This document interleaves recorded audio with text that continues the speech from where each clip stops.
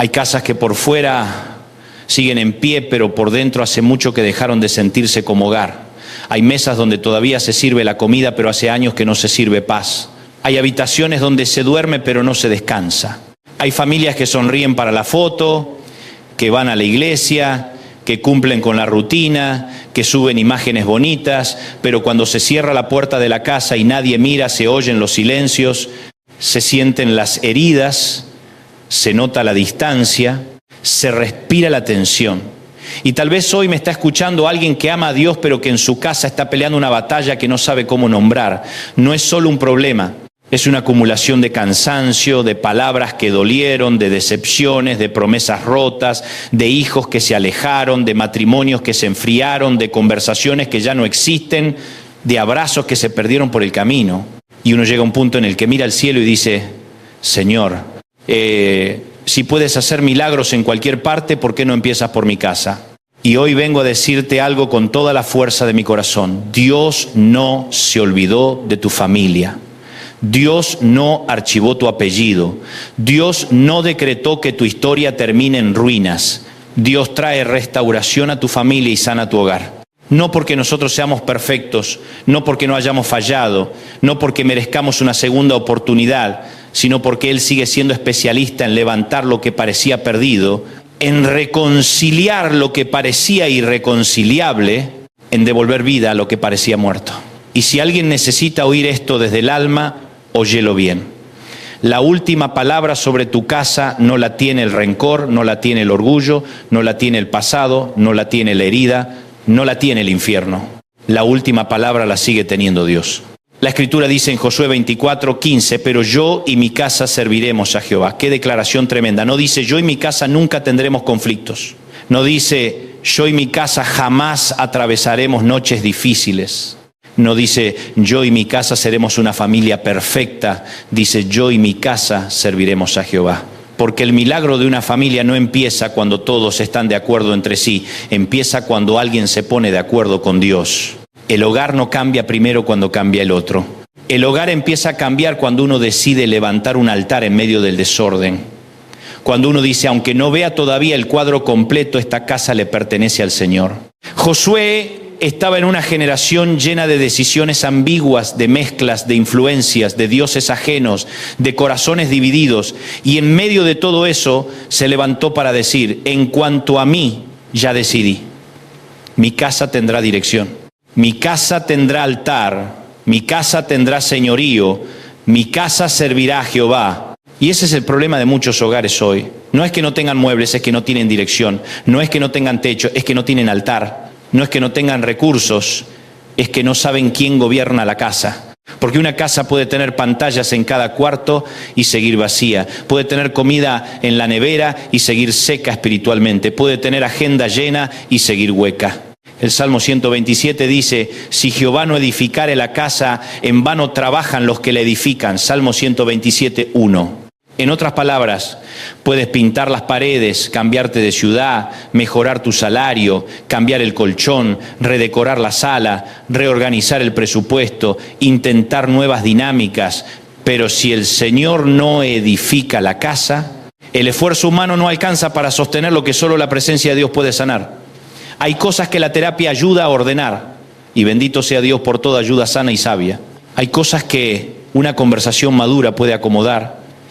Hay cosas que el tiempo puede procesar, pero hay grietas del alma familiar que solo el Señor puede tocar. Porque el hogar no se quiebra de golpe, se quiebra por pequeñas fisuras ignoradas. Un día se deja de escuchar, otro día se responde con dureza, después se acumula resentimiento, luego se instala el cansancio, más tarde llega la distancia, después aparece el hielo emocional. Y cuando uno reacciona ya no recuerda en qué momento la casa dejó de sentirse casa. Por eso la restauración de Dios es tan gloriosa. Él no solo repara la pared que se cayó, Él detecta la grieta escondida. Él no solo trata el síntoma, Él toca la raíz. Él no solo quiere que vuelvan a hablarse, Él quiere sanar lo que se dijeron y lo que nunca pudieron decirse. Y aquí hay una promesa que a mí me estremece. Malaquías 4:6 dice, Él hará volver el corazón de los padres hacia los hijos y el corazón de los hijos hacia los padres. Observa algo precioso. Dios no empieza diciendo que va a arreglar primero la conducta, sino el corazón. Porque la conducta es el fruto, el corazón es la raíz. Nosotros solemos pedir, Señor, cambia la actitud de mi hijo, cambia el carácter de mi esposo, cambia la forma de hablar de mi esposa, cambia el ambiente de esta casa. Y Dios dice, yo voy más profundo, yo haré volver el corazón. El Señor sabe que donde el corazón regresa, los puentes empiezan a reconstruirse. Donde el corazón se vuelve, las palabras encuentran otro tono. Donde el corazón es restaurado, el orgullo empieza a ceder. Donde el corazón es tocado por Dios, la casa deja de ser campo de batalla y vuelve a ser territorio de gracia. Ahora bien, no confundamos restauración con negación. Restaurar no es barrer el problema debajo de la alfombra y fingir que aquí no pasó nada. Restaurar no es decir, bueno, sigamos como si nada, cuando sí pasó algo. Restaurar no es espiritualizar el daño para no confrontarlo. Restaurar no es obligar a una víctima a sonreír mientras sigue sangrando. Y déjame decirlo con claridad pastoral, donde hay abuso, violencia, manipulación destructiva o peligro real, la restauración también incluye verdad, límites, protección y ayuda seria. Dios ama tanto la paz del hogar que no llama paz a lo que en realidad es opresión. Así que cuando yo digo que Dios restaura familias, no estoy prometiendo soluciones mágicas ni superficiales. Estoy hablando del Dios que trae su luz para que se enfrente la verdad, se confiese el pecado, se derribe el orgullo, se pida perdón, se repare el daño y se vuelva al diseño del cielo. Y aquí es donde la palabra se vuelve incómoda, pero necesaria. Efesios 4, 31 hasta 32 dice: quítense de vosotros toda amargura, enojo, ira, gritería y maledicencia y toda malicia. Antes sed benignos unos con otros, misericordiosos, perdonándoos unos a otros, como Dios también os perdonó a vosotros en Cristo. No dice perdonen cuando ya no duela, no dice perdonen cuando el otro lo merezca, no dice perdonen cuando tengan ganas, dice como Dios os perdonó en Cristo. O sea, la medida del perdón en casa no es la conducta del otro, es la gracia que yo ya recibí del Señor. Eso es fuerte, porque todos queremos misericordia cuando fallamos, pero justicia severa cuando nos fallan. Todos queremos que Dios entienda nuestro proceso, pero que Él acelere el proceso del otro. Todos queremos ser abrazados en nuestro peor día, pero nos cuesta abrazar a quien nos hirió. Sin embargo, el Evangelio destruye esa doble vara. Me recuerda que yo no vivo de mi impecabilidad, sino de la compasión de Cristo. Colosenses 3, 13 hasta 14 lo confirma. Soportándoos unos a otros y perdonándoos unos a otros si alguno tuviere queja contra otro.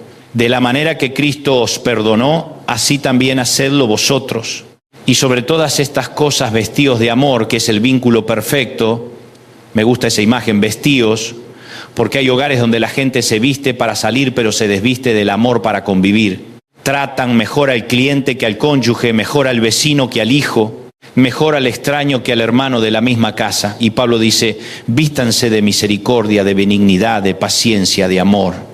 En otras palabras, no basta con amar de manera abstracta. El amor en el hogar se viste, se pone tono correcto, se pone paciencia, se pone dominio propio, se pone ternura, se pone silencio cuando uno podría destruir con una frase. Se pone humildad para decir, perdóname, reaccioné mal. Se pone madurez para decir, no voy a dejar que este enojo duerma otra noche conmigo. Porque una casa no se sana solo con grandes campañas espirituales. También se sana cuando alguien decide cambiar la manera en que responde hoy, aquí, en esta conversación, en este conflicto, en este momento. Y yo sé que alguno dirá, pero tú no sabes lo que me hicieron. Tienes razón, probablemente no lo sé en toda su dimensión. Pero sí sé que el resentimiento jamás edificó una casa. La amargura puede darte una falsa sensación de control, pero en realidad incendia el hogar desde adentro. El rencor te promete protección, pero termina encarcelando tu paz. La falta de perdón hace que la ofensa se quede a vivir en la sala, en la cocina, en la cama matrimonial, en la mesa de Navidad, en las conversaciones con los hijos. Y Dios dice, quítese, como quien saca basura de la casa, no porque no haya dolido, sino porque si no se saca, contamina todo el ambiente. Pero además de sanar heridas internas, Dios también restaura a los que se fueron lejos. Y aquí aparece una de las escenas más conmovedoras del Evangelio. Lucas 15, la parábola del hijo pródigo. Dice la Biblia que el hijo menor se fue lejos, malgastó todo, tocó fondo y volviendo en sí dijo: me levantaré e iré a mi padre. Lucas 15, 17 hasta 18. Qué frase tan poderosa, volvió en sí. Porque antes de volver a la casa tuvo que volver en sí. Hay hijos, esposos, esposas, padres, madres, hermanos, que primero necesitan despertar por dentro antes de regresar por fuera. Y quizás tú dices: mi hijo se fue lejos. No siempre lejos significa kilómetros. A veces se fue lejos emocionalmente. Se fue lejos espiritualmente. Se fue lejos moralmente. Se fue lejos en sus decisiones. Se fue lejos en sus afectos. Pero el mismo Dios que sabe llegar hasta el último rincón del corazón también sabe provocar ese momento santo donde alguien vuelve en sí. Ahora, escucha esto porque aquí hay esperanza para quien está esperando a alguien. El Padre no salió a humillarlo, salió a recibirlo. Y cuando aún estaba lejos, lo vio su Padre y fue movido a misericordia y corrió. Lucas 15, 20. Dios mío, qué retrato del corazón de Dios. No lo vio impecable, lo vio regresar. No lo vio digno, lo vio arrepentido. No esperó que llegara perfumado, con discurso perfecto, con currículo corregido. Corrió hacia él. Eso significa que cuando alguien da un paso verdadero de regreso, el cielo no responde con frialdad, responde con misericordia. Y si tú tienes un hijo lejos, una hija lejos, un esposo lejos, una esposa lejos, un hermano lejos, no dejes de orar. Porque el Padre sigue viendo desde lejos. El Padre sigue corriendo hacia el que vuelve. El Padre sigue vistiendo otra vez al que se sentía indigno. El Padre sigue diciendo: este hijo muerto era y ha revivido, se había perdido y es hallado. Lucas 15, 24. Pero Lucas 15 no solo habla del hijo menor, también habla del mayor. Y eso es tremendo, porque en muchos hogares no solo hay heridas de rebeldía, también hay heridas de rigidez, de comparación, de orgullo, de justicia propia. El hijo mayor estaba cerca de la casa pero lejos del corazón del padre. Estaba en el campo trabajando, obedeciendo, cumpliendo, pero lleno de resentimiento. Y hay gente en la familia que nunca se fue físicamente, pero emocionalmente vive lejos. Nunca gastó la herencia en una provincia apartada, pero la gastó en enojo silencioso. Nunca rompió el hogar con escándalo, pero lo congeló con dureza. Y el mismo padre que salió a abrazar al menor salió a rogarle al mayor que entrara. ¿Por qué? Porque Dios no solo quiere restaurar al rebelde, también quiere sanar al correcto que se endureció. No solo quiere traer de vuelta al que se fue, también quiere enternecer al que se quedó, pero perdió la alegría. Y aquí hago una aplicación pastoral que me parece necesaria. En toda familia herida suele haber de ambos, los que piden misericordia porque fracasaron visiblemente y los que creen no necesitar misericordia porque su caída fue interna y elegante. Pero los dos necesitan gracia. El de la provincia apartada y el del patio de la casa. El que quebró todo de golpe y el que dañó con frialdad. El que falló por impulsividad y el que falló por soberbia. Por eso una familia no se restaura cuando uno queda como el villano absoluto y el otro como el santo absoluto. Se restaura cuando todos se ponen bajo la luz de Dios y reconocen: Señor, nos has tenido paciencia a todos. Sana lo que cada uno rompió de una forma distinta. También quiero hablar a los padres que lloran por sus hijos. Proverbios 22, 6 dice: instruye al niño en su camino y aun cuando fuere viejo no se apartará de él. Este texto no debe usarse como fórmula mecánica para producir culpa, como si unos padres piadosos jamás pudieran sufrir una temporada de dolor con un hijo. No, la Biblia no niega la complejidad humana. Lo que sí enseña es que la formación espiritual deja huellas profundas. Sembrar verdad nunca es en vano, orar nunca es en vano. Modelar fe nunca es en vano. Tal vez hoy no ves el fruto, pero la semilla no desapareció. Quizás tu hijo está lejos de la disciplina que le enseñaste, pero no puede borrar tan fácil la oración de aquella madre, el consejo de aquel padre, la palabra que se le sembró, el ejemplo que observó. Y aunque hoy parezca que la voz del mundo grita más fuerte, no subestimes la voz de Dios que puede despertarlo en medio de la noche. Hechos 16 nos cuenta que el carcelero de Filipos preguntó: ¿qué debo hacer para ser salvo? Y Pablo y Silas respondieron: cree en el Señor Jesucristo y serás salvo tú y tu casa. Hechos 16, 30 hasta 31. Ahora, esto no significa una salvación automática sin fe personal. El mismo relato dice que les hablaron la palabra a él y a todos los que estaban en su casa, y que la casa creyó, Hechos 16. Sanse ardo, sanse sí. Pero hay aquí una esperanza hermosa. Cuando el evangelio entra en un hogar, no viene para tocar a una sola persona y desentenderse del resto. Dios ama familias completas. Dios piensa en casas completas. Dios quiere que la fe corra por los pasillos del hogar, se siente en la mesa, entre al cuarto del hijo, a la conversación del matrimonio, a las decisiones económicas, a la manera de hablar, a la forma de resolver conflictos. El evangelio no es un cuadro para colgar en la pared, es una presencia para invitar al centro de la casa. Y si hablamos del matrimonio, también necesitamos volver al diseño del Señor. Primera de Pedro 3:7 habla de vivir juntos con comprensión y honor. ¿Qué falta hace eso? Comprensión, honor, no sarcasmo constante, no menosprecio fino, no competencia matrimonial, no humillación disfrazada de broma, honor, comprensión. Porque hay parejas que no se destruyen a gritos, sino a deshonras pequeñas repetidas durante años. Y un hogar no se sana solo con pasión emocional, se sana con reverencia mutua, con arrepentimiento real, con comunicación limpiada por el Espíritu Santo, con decisiones concretas. A veces el milagro no será un trueno del cielo, sino que un esposo vuelva a escuchar de verdad. A veces el milagro será que una esposa vuelva a hablar sin desprecio. A veces el milagro será que ambos se arrodillen antes de discutir. A veces el milagro será que el hogar vuelva a tener oración, no como ritual, sino como dependencia. Yo sé que alguno puede pensar, ya perdimos demasiado tiempo, y entonces aparece Joel 2:25, y os restituiré los años que comió la oruga, el saltón, el revoltón y la langosta. En su contexto, Dios le habla a su pueblo acerca de una restauración real después del juicio y la devastación. Así que no lo voy a usar como eslogan barato de prosperidad instantánea. Pero sí te digo, en aplicación pastoral y con reverencia bíblica, que Dios tiene poder para redimir años perdidos. Tal vez no siempre te devuelva cada circunstancia exactamente como era antes. Tal vez no borre todas las consecuencias de un día para otro. Tal vez no haga magia para que nunca hubiese pasado nada. Pero sí puede devolver sentido donde hubo desperdicio. Sí puede producir fruto donde hubo sequía. Sí puede darte una segunda temporada de paz. Sí puede enseñarte más en la cicatriz que lo que aprendiste en la comodidad. Sí puede hacer que los años devorados no tengan la última palabra. Hay matrimonios que pensaban que ya no quedaba nada y volvieron a mirarse con ternura. Hay hijos que juraron no regresar y terminaron quebrados ante el Señor. Hay padres que se creían incapaces de expresar amor y acabaron bendiciendo a sus hijos con lágrimas en los ojos. Hay familias que se hablaban solo por compromiso y volvieron a tener mesa, oración y abrazo, no porque fueran mejores, sino porque Dios sigue entrando en casas cerradas. Él no le teme al desastre doméstico. Él no se intimida con la historia rota. Él no retrocede ante lo complejo.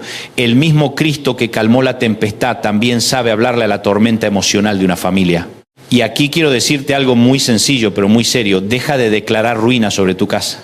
Deja de decir mi hijo no tiene remedio, mi matrimonio no tiene arreglo, en esta familia todos terminamos mal, nosotros somos así, mi casa está maldita. No uses la boca para sellar la prisión de aquello por lo que has estado orando. Ezequiel fue llevado a un valle de huesos secos y Dios le preguntó si podían vivir y luego le dijo que profetizara. Hay momentos en que tienes que dejar de describir el desastre y empezar a proclamar la fidelidad de Dios sobre lo que parece muerto. No es negar la realidad, es negarse a darle a la realidad la categoría de destino final.